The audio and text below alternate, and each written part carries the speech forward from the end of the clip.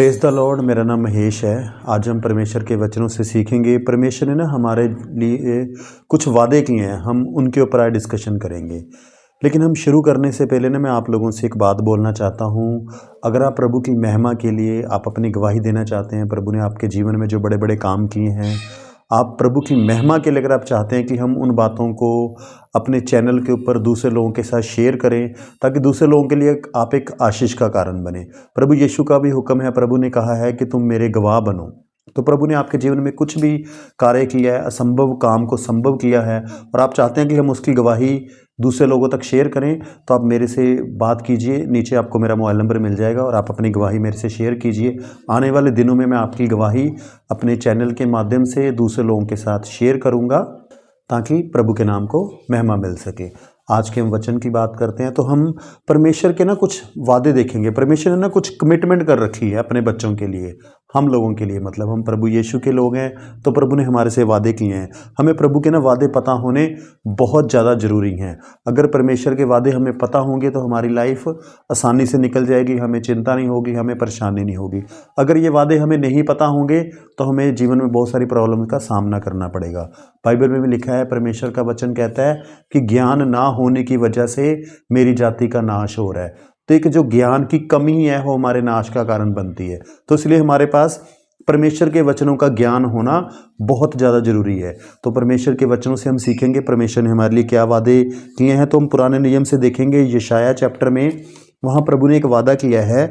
यशाया 43 का 1 और 2 वर्ष पढ़ेंगे। यहाँ पे लिखा हुआ है, हे इज़राइल तेरा रचने वाला और हे याकूब तेरा सूजनहार यहोवा अब यूं कहता है, मत डर, क्योंकि मैंने तुझे छुड़ा लिया है, मैंने तुझे नाम लेकर बुलाया है, तू मेरा ही है।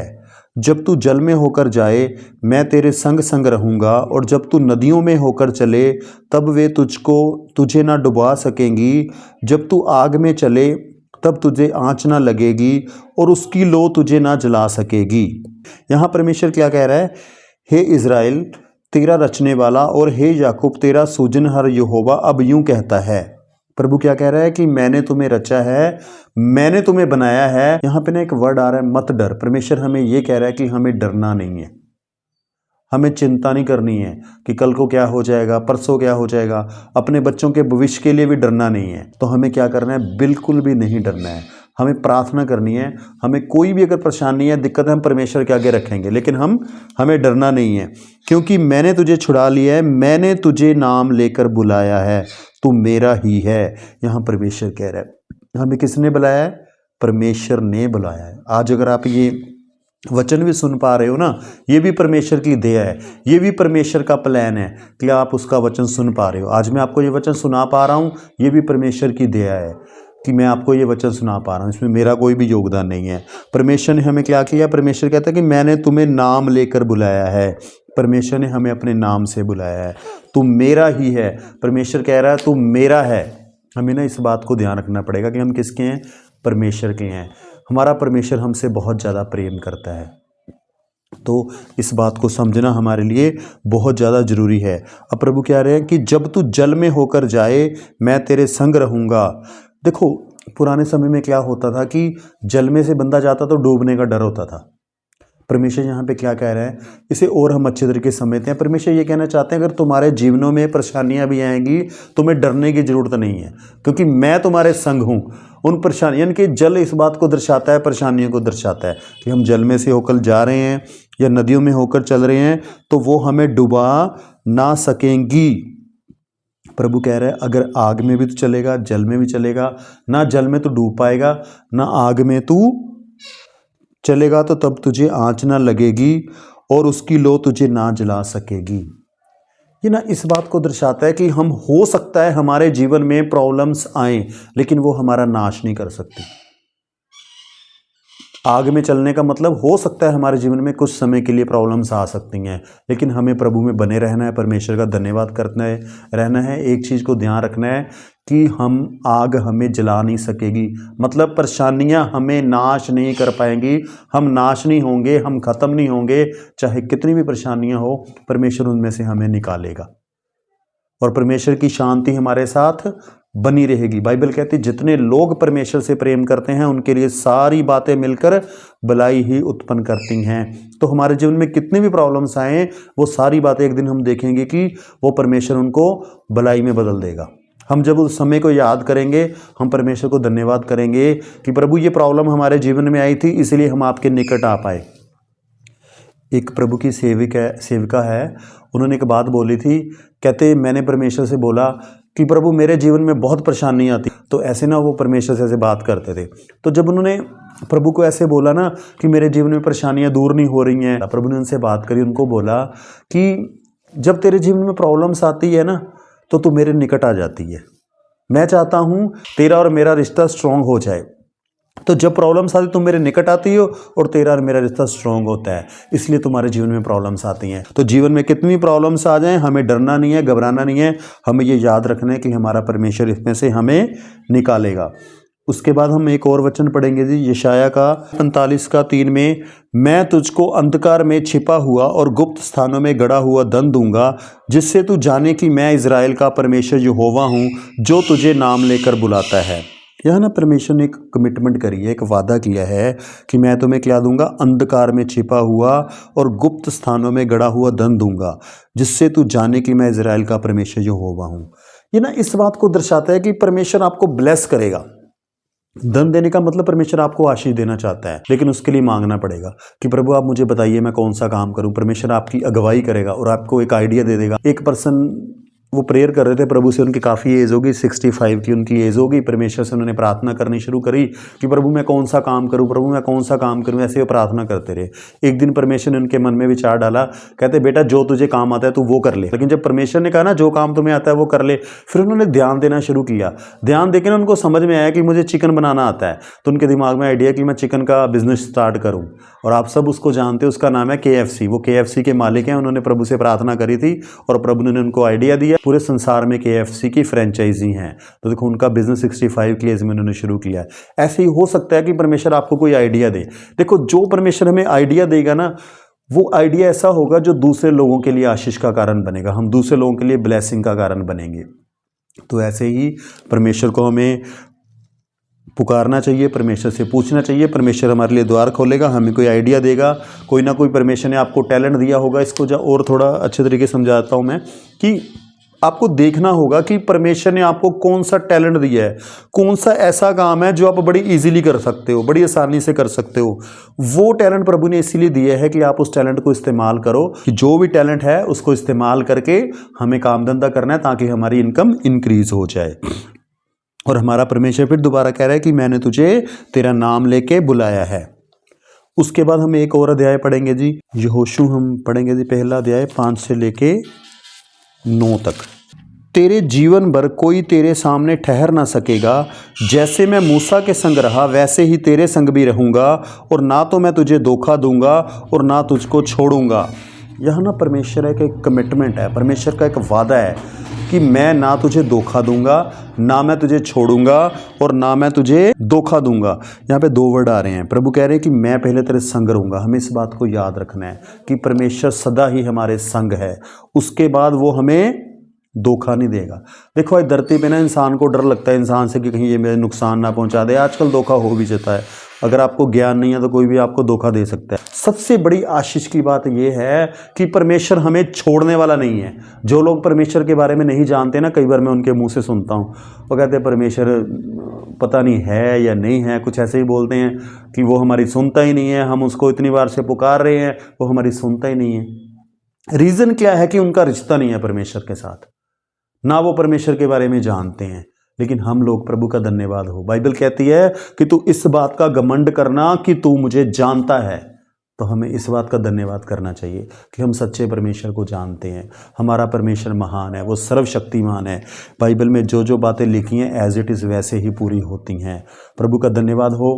आपके जीवन में भी चीज़ें हुई होंगी, मेरे जीवन में भी हुई हैं। हम परमेश्वर से कुछ मांगते हैं, वो हमें देता है। हम प्रार्थना करते हैं, वो हमारे लिए रास्ता खोलता है। हम प्रेयर करते हैं, वो हमें अगुवाई करता है कि तुम ऐसे कर लो, और वैसे हम करते हैं। और हम दूसरे लोगों के लिए भी प्रार्थना करते हैं, परमेश्वर हमारी दुआओं तो सुनता है। हम दूसरे लोगों के लिए प्रार्थना करते हैं, परमेश्वर वो भी सुनता है। वो हमसे इतना प्रेम करता है। उसके बाद प्रभु क्या कह रहे हैं, इसलिए हयाए बांध कर दृढ़ हो जा, क्योंकि जिस देश को देने की शपथ मैंने इन लोगों के पूर्वजों से खाई थी उसका अधिकारी तू इन्हें करेगा। एक ना परमेश्वर चाहते हैं कि हमें हयाए बांध कर दृढ़ होना चाहिए, मतलब हमारे अंदर ना कॉन्फिडेंस की कमी नहीं होनी चाहिए, हमें उसके ऊपर विश्वास करना है, हमारा मन कच्चा नहीं होना चाहिए, हमें घबराना नहीं चाहिए, हमें टेंशन नहीं लेनी, हमें चिंता नहीं करनी, हमें परमेश्वर के ऊपर विश्वास रखना है कि हमारा परमेश्वर जो वादे करता है वो उनको पूरा करता है। यहाँ परमेश्वर कह रहे हैं ना कि मैंने शपथ खाई थी इनके पूर्वजों से, जो इजरायली लोग हैं उनके पूर्वजों से मैंने वादा किया था कि मैं ये देश इन्हें दूंगा और उनका अधिकारी बनाऊंगा। तो कहते मैं अपना वादा पूरा करूंगा। हमारा परमेश्वर हमारे अपने किए हुए वादों को भूलने वाला नहीं है, वो याद रखता है और वो उन्हें पूरा करता है। तो इसलिए हमें क्या करना है, परमेश्वर के ऊपर विश्वास रखना है। इतना हो कि तू हयाए बांध कर और बहुत दृढ़ होकर जो व्यवस्था मेरे दास मूसा ने तुझे दी है उन सब के अनुसार करने में चौकसी करना, और उससे ना तो दाहिने मुड़ना और ना बाएं, तब जहाँ जहाँ तू जाएगा वहाँ वहाँ तेरा काम सफल होगा।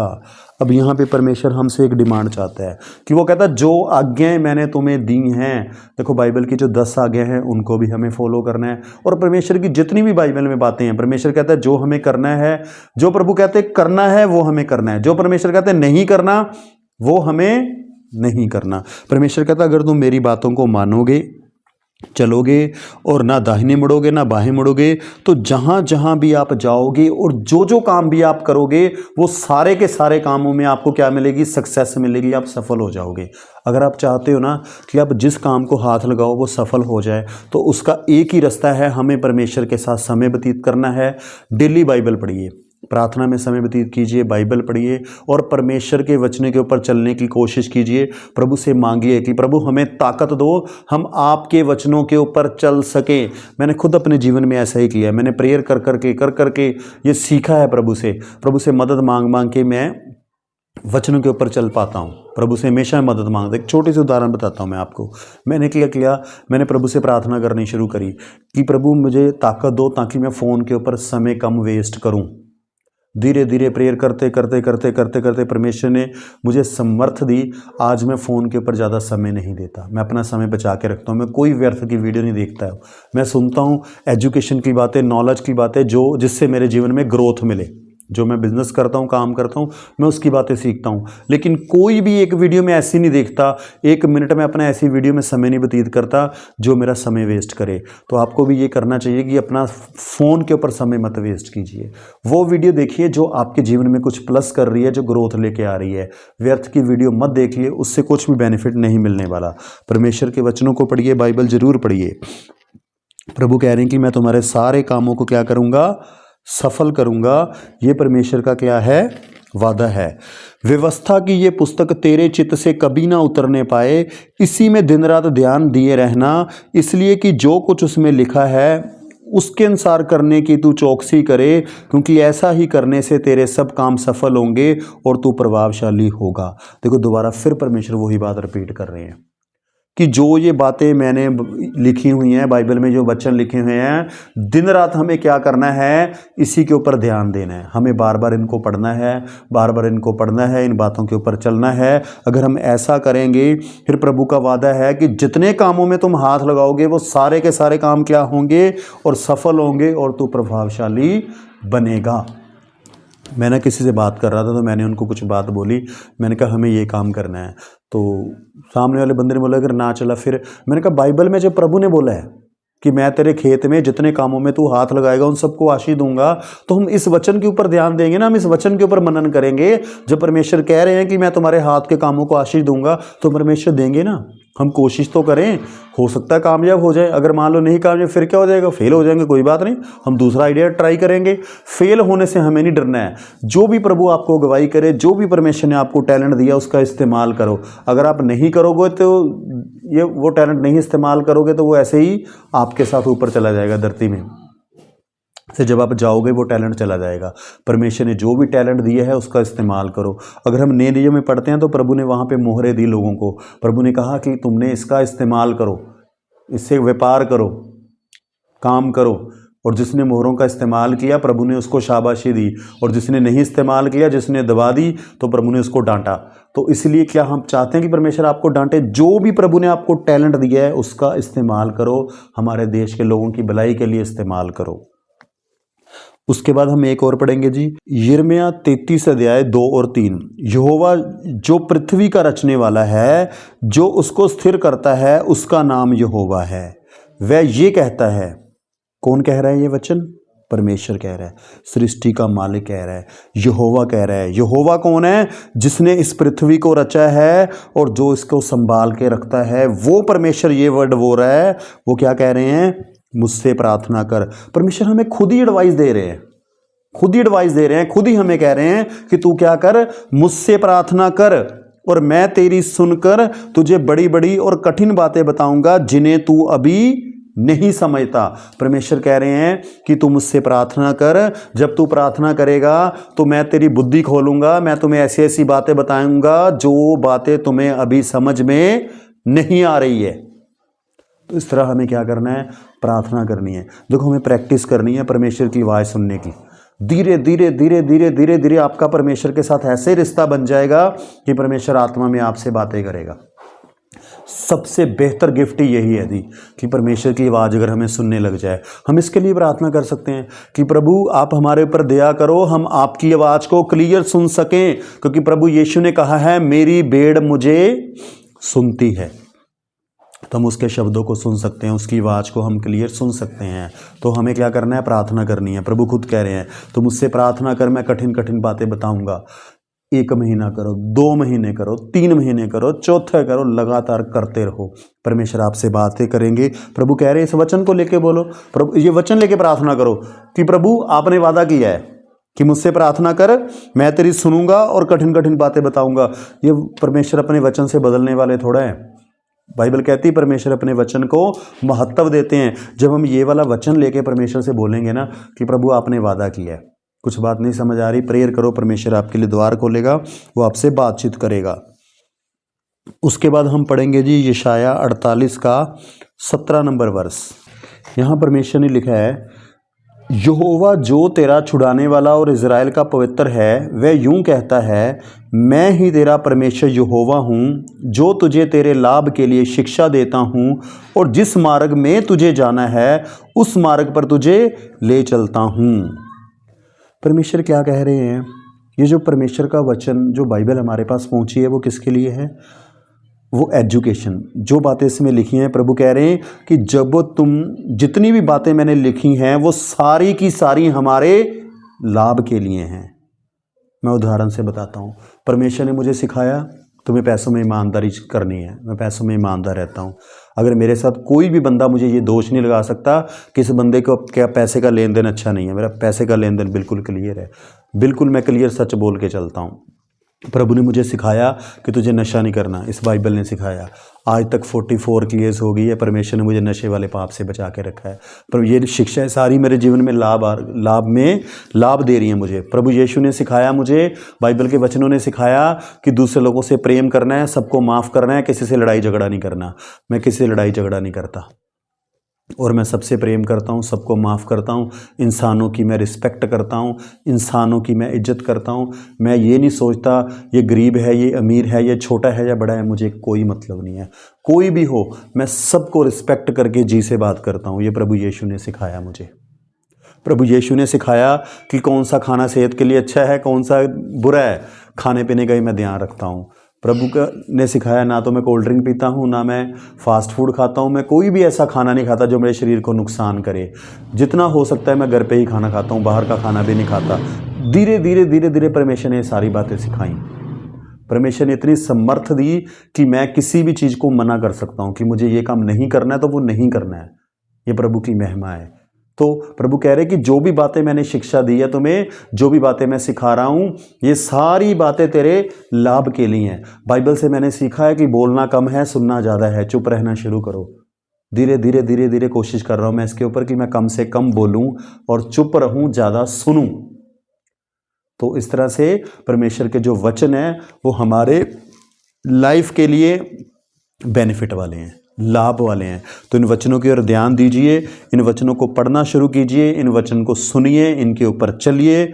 और प्रभु कह रहे जितनी भी शिक्षा है वो क्या है, हमारे किसके लिए, लाभ के लिए है।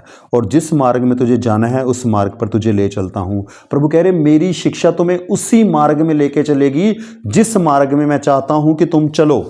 तो इसलिए हमें क्या करना है, प्रभु के वचनों को सुनना है, पढ़ना है और इसके मुताबिक चलना है। उसके बाद हम एक वचन और पढ़ेंगे जी, यशाया 49 का 15 और 16। ये बहुत ही आयत मुझे पसंद है जी। यहाँ पे क्या लिखा है, क्या ये हो सकता है कि कोई माता अपने दूध पीते बच्चे को भूल जाए और अपने जन्माए हुए लड़के पर दया ना करे? हाँ, वह तो भूल सकती है, परंतु मैं तुझे नहीं भूल सकता। देख, मैंने तेरा चित्र अपनी हथेलियों पर खोद कर बनाया है। तेरी शहरपनाह सदैव मेरी दृष्टि के सामने बनी रहती है। ये ना परमेश्वर का एक क्वेश्चन है जी। परमेश्वर क्या क्वेश्चन कर रहे हैं, कहते ये हो सकता है कि माँ अपने दूध पीते हुए बच्चे को छोड़ सकती है? देखो, अगर संसार के किसी व्यक्ति से बात करोगे ना कि माँ अपने दूध पीते बच्चे को छोड़ सकती है, वो कहते नहीं, वो नहीं छोड़ सकती। ये पुराने 20 साल पीछे चल जाए तो ये बातें सही थी कि माँ अपने बच्चों से बहुत प्रेम करती थी, वो दुख भी सह लेती थी, लेकिन अपने बच्चे को किसी चीज़ की कमी नहीं होने देती थी। वो कहती जो मर्जी हो जाए, मेरा बच्चा है। आज सिस्टम बदल गया, आज ये बातें पूरी हो रही हैं। परमेश्वर कह रहे कि अब माँ दूध पीते बच्चे को छोड़ सकती है? परमेश्वर ने बोला हाँ, वो छोड़ सकती है। ये बाइबल सत्य है, जो इसमें लिखा है एज इट इज़ वैसा ही होता है। आज आप देखो, माँ अपने बच्चों को छोड़ के जा रही है। परमेश्वर कहते ये हो सकता है कि माँ छोड़ सकती है, लेकिन मैं नहीं तुझे छोड़ने वाला। एक बात सदा ही याद रखनी है, परमेश्वर सदा ही आपके साथ है, वो आपको छोड़ने वाला नहीं है। वो आपको गाइड करेगा, वो आपको अगुवाई करेगा, लेकिन उसकी एक शर्त है। वो तब करेगा जब आप उसको बोलोगे कि प्रभु मेरी अगुवाई करो, मुझे गाइड करो। मुझे आज भी याद है, मेरी मदर की डेथ को काफ़ी टाइम हो गया। 2009 में उनकी डेथ हो गई थी और 2017 में मेरे फादर की डेथ हो गई। अब मदर की डेथ हो गई। जब मैंने शादी करनी थी ना, तो कई बार मैं क्या होता था, मैं मिलने जाता था लड़की वालों से, मैं अकेला ही चला जाता था। तो मैं कई बार, मुझे कई लोग बोलते थे, कहते तू यार अकेला ही चला जाता है, तेरे साथ कोई है नहीं। मैं कहता था प्रभु यीशु मेरे साथ है, परमेश्वर मेरे साथ है। यानी देखो, परमेश्वर ने नहीं मुझे छोड़ा और कभी मुझे ऐसा महसूस भी नहीं हुआ अकेला जा रहा हूँ। मुझे लगता था परमेश्वर मेरे साथ जा रहा है, ये परमेश्वर मेरे साथ है। तो उसका वादा है कि वो हमें छोड़ने वाला नहीं है। काफ़ी साल हो गए, मतलब मेरे माता पिता की डेथ हुए, लेकिन मुझे ऐसा कभी महसूस नहीं हुआ कि मैं अनाथ हूँ। मुझे ये महसूस होता है कि परमेश्वर मेरे साथ है और वो मुझसे बहुत ज़्यादा प्रेम करता है। मुझे माँ बाप की कमी परमेश्वर ने कभी भी मतलब महसूस ही नहीं होने दी। मुझे कैसे कभी लगा ही नहीं मैं अकेला हूँ। मैं अकेले कहीं भी चला जाता हूँ, मुझे पता है मेरा परमेश्वर मेरे साथ है, क्योंकि उसने वादा किया है, ना मैं तुझे छोड़ूंगा ना मैं तुझे त्यागूंगा। मैं प्रचार करने जाता हूँ तभी भी अकेला कहीं भी चला जाता हूँ, मुझे पता मेरे साथ परमेश्वर है, मैं अकेला नहीं हूँ। तो उसका वादा है कि वो हमें छोड़ने वाला नहीं है। तो इस बात को सदा याद रखना है, चाहे सारी दुनिया छोड़ दे, रिश्तेदार छोड़ दे, दोस्त छोड़ दे, माँ बाप छोड़ दे, लेकिन परमेश्वर आपको छोड़ने वाला नहीं है। उसने आपका हाथ पकड़ के रखा है, वो आपको छोड़ने वाला नहीं है। एक छोटी सी ना आपको उदाहरण बताता हूँ। एक बार क्या हुआ, एक बच्चे को ना, बच्चा अपने पिताजी के साथ जा रहा था। तो जब बच्चा पिता के साथ जा रहा था ना, तो पिता ने क्या करा, पिता ने ना पहले मतलब कि बच्चे ने मतलब उसका हाथ ऐसे पकड़ा हुआ था, तो पिता ने उसका हाथ ऐसे पकड़ लिया। तो उसने बच्चे ने पूछा कि बच्चे ने अपने पिता से पूछा कि आपने मेरा हाथ ऐसे क्यों पकड़ा? तो पिता ने बोला कि देख, तेरा हाथ अभी छोटा है ना, तेरा हाथ छूट सकता है, हम जा रहे हैं, तेरा हाथ छूट सकता है, तू इधर गुम ना हो जाए। मैंने इसलिए तेरा हाथ इस तरह से पकड़ा है कि तेरा हाथ, मेरा हाथ स्ट्रॉन्ग है, मेरा हाथ मजबूत है, वो तेरा हाथ नहीं छूटने वाला, मैं तुझे पकड़ के रखूंगा कि तुझे साथ साथ लेके चलूंगा। वैसे सेम हमारा परमेश्वर है, उसने भी हमारा हाथ ऐसे पकड़ के रखा है।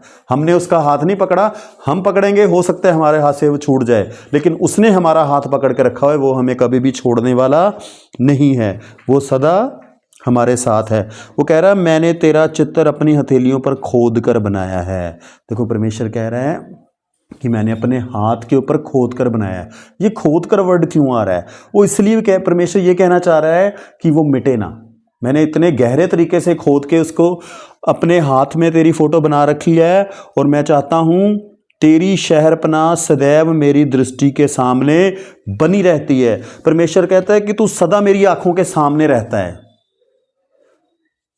देखो वो हमें भूलने वाला नहीं है, हम सदा उसकी आंखों के सामने रहते हैं। ये बातें हमें पता होनी चाहिए। हमें ना कई बार लगता है, शैतान में मन में आता है कि शायद कोई हमें देख नहीं रहा, कोई हमें सुन नहीं रहा, कोई हमसे प्यार नहीं करता, या ऐसे ना शैतान मन में विचार डालता है।